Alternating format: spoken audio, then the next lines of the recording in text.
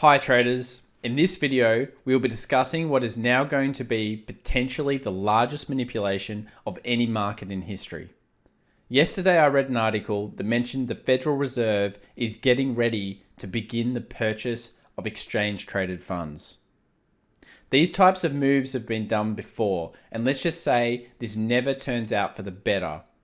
As central banks get more reckless, once they release this stimulus, it cannot be easily undone. Stay tuned. Before we get started, I'd just like to remind everybody to, of course, like, comment down below if you have any questions, and hit that subscribe and alert button if you're enjoying our daily content during this crisis outbreak. I'd also like to mention that while I fully understand that many of these measures must be taken to protect economies during recessions and potential explosion in money system, the real point of this video is a cautionary one of what can go wrong, as well as lessons that we as traders must learn from previous history, so we are always aware of the possible risks that can unfold upon us when potentially trading these markets. So let's begin by talking about the Fed's monthly change in its holding of US Treasury debt.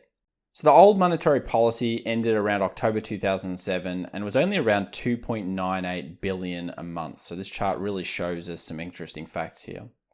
Then what happened is during the financial crisis, the QE program began in December 2008 with an average of around $51 billion a month. Then the next change was that as we came out of the crisis, as the crisis got worse a little bit, the Fed continued to ramp up its buying and stabilized at around that 100 to 150 billion per month as America moved out of the crisis. And this was QE1.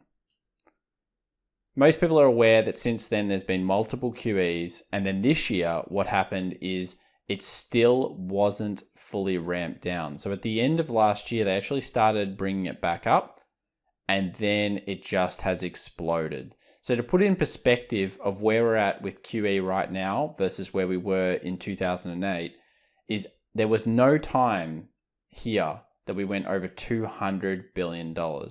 But in the first month of March, 350 billion, and then an astronomical amount in April of $1.375 trillion injected in. A few of you might be asking, well, isn't the stimulus bigger than this? It definitely is, and what they've pledged is a lot more. But this is just the beginning of the rollout of the plan. So I think this chart really will paint the picture for the rest of this video on what's happened and what is going wrong. Of particular note, the biggest thing that I always want to mention is that with any QE program so far that we've seen from reserve banks, they're finding it very difficult to get out of the program. If we think about the stock market during this time, with an incredible rise in the S&P and Dow, incredible rise of over hundreds of percent, during that period, they still were not able to ramp down the quantitative easing. So the question remains, can we invest in something like the S&P 500 right now? And if we don't invest in the S&P 500 right now, what do we invest in? And is there anything that we can do about this potential money coming into the system? So stay tuned. Before we continue to talk about exchange traded funds, one thing I want to bring up is zombie companies, or the idea that there is companies out there that the Federal Reserve is now currently saving. During the mid-1990s, there was around 4% of zombie companies estimated to be in the US. More than 12% by late 2018. And the problem is that this debt is going to be used to finance more debt, and the zombies can lead to overcapacity and lower productivity. So the Fed is effectively now buying bonds in the market, which they've never bought before, which literally are companies that are potentially taking on too much debt, taking on more debt, and not being productive to anybody in the US economy. So they're potentially propping up companies that will never survive, never do anything for the economy, and just are debt laden and eventually will turn into a crisis. And again, many people are aware of this, but it's part of the overall picture. So that brings me to my big point and why I'm really making this video today. So the Fed says that it will now start buying corporate bond ETFs early in May. I made a video the other day, which I'll bring up now, and that was the idea of sell in May and go away. And I'm not even sure if the Fed is scared of these things, but I tell you what, every single time during this crisis that any event has come out, there's always been a counteracting positive event. I noticed almost everybody was writing about the sell in May, go away. We saw negativity come into the market, and then the Fed instantly say, as soon as the Buffett meeting's over and he talks about airlines and the fact he sold stocks, hey, we're going to buy ETFs.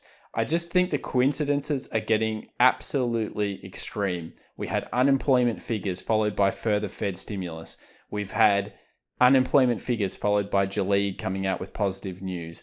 Every single time a negative part of the economy has been shown, we've got the counteracting part of the Fed talking about how great their program is or how much they're going to protect the markets. And I think they're seeing something that is so worrying that they're prepared to do anything that they can take.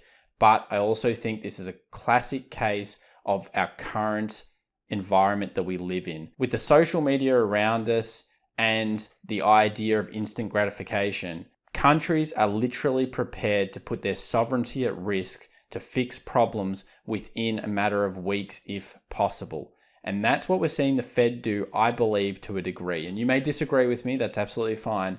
But I think it's very scary because as a trader, I want to be able to invest in assets. I want to be able to buy markets and know that they're free flowing.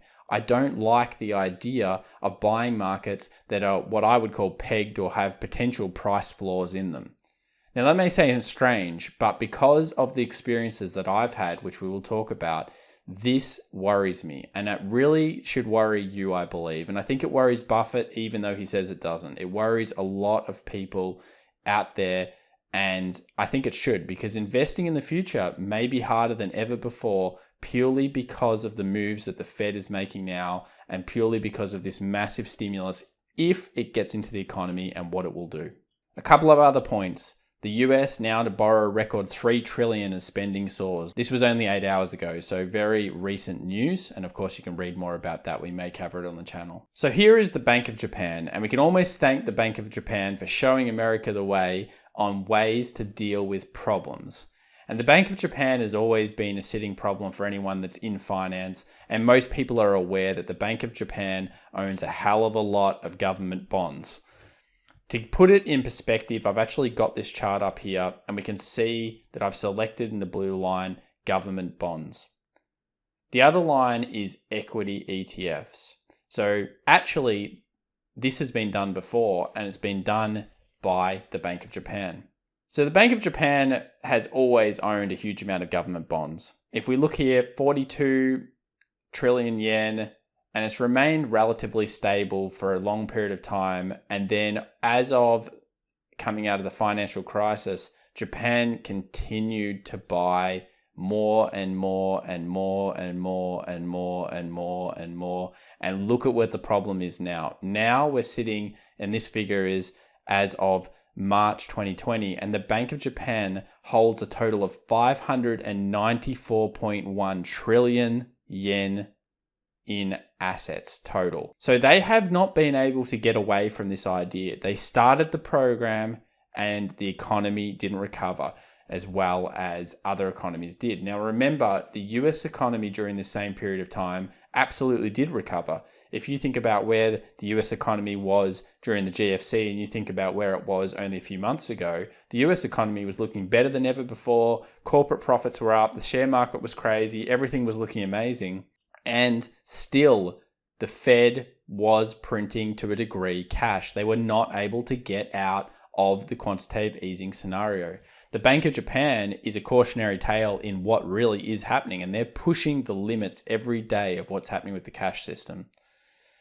The other problem is that look what happened during that period of time. So somewhere around, I guess you would say here, around that 2011, equities started being purchased by the Bank of Japan. And that has now made up around 28.9 trillion yen worth of equities that now the Bank of Japan owns on their balance sheet. So if the Fed starts buying exchange traded funds, they're effectively putting a semi-floor in the market and artificially manipulating the market.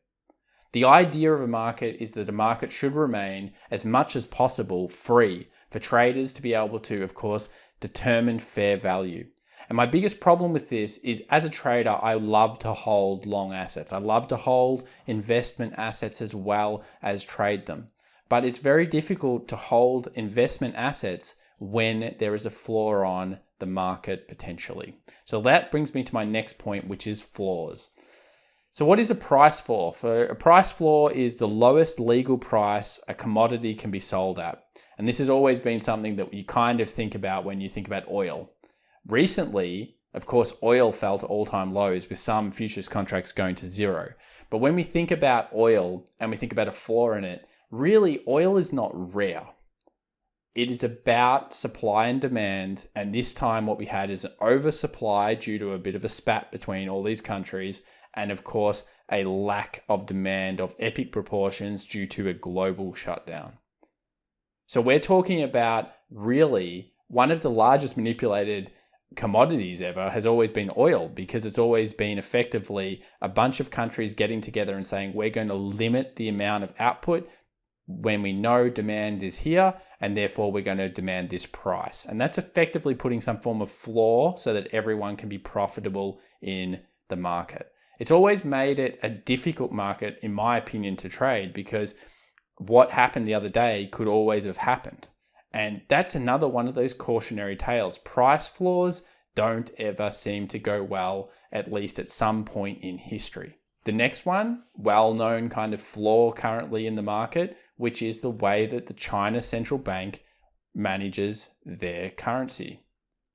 So they literally only allow a movement of 2% up or down, or they step in per day.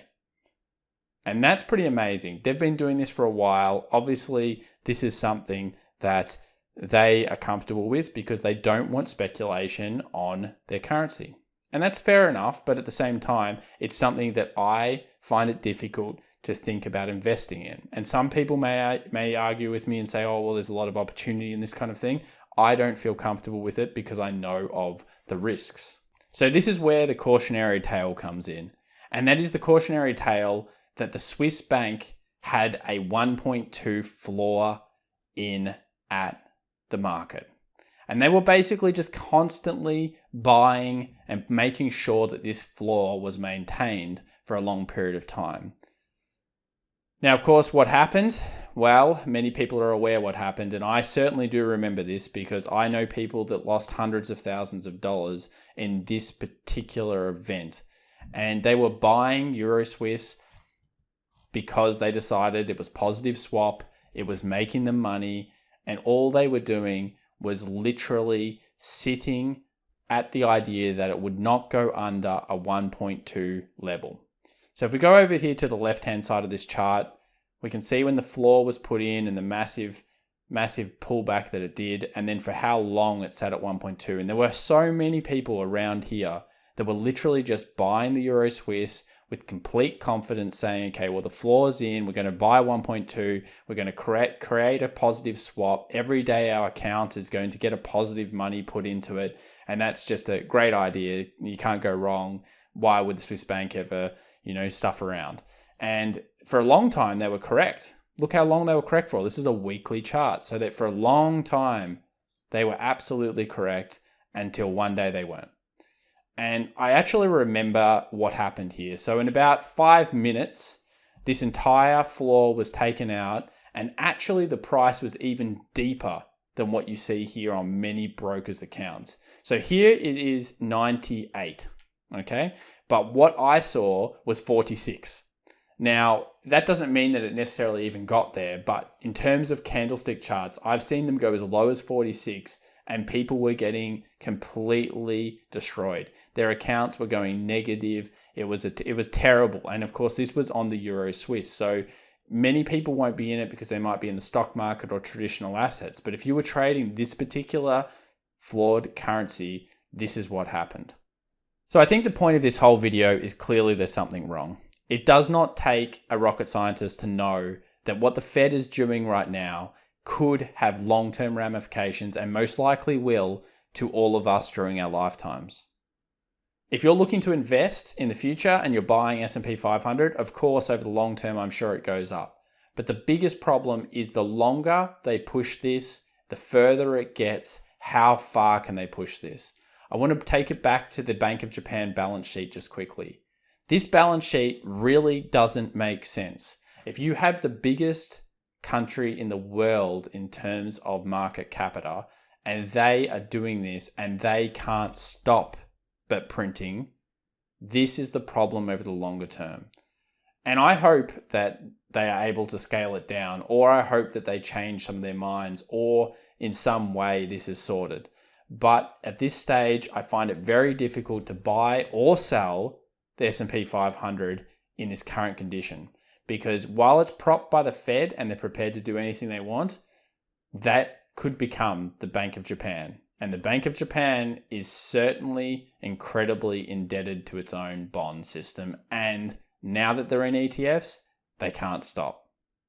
Thanks very much for watching this video. Make sure you like, comment down below if you like the video, and of course subscribe and hit that alert button for more daily market content. Happy trading, guys.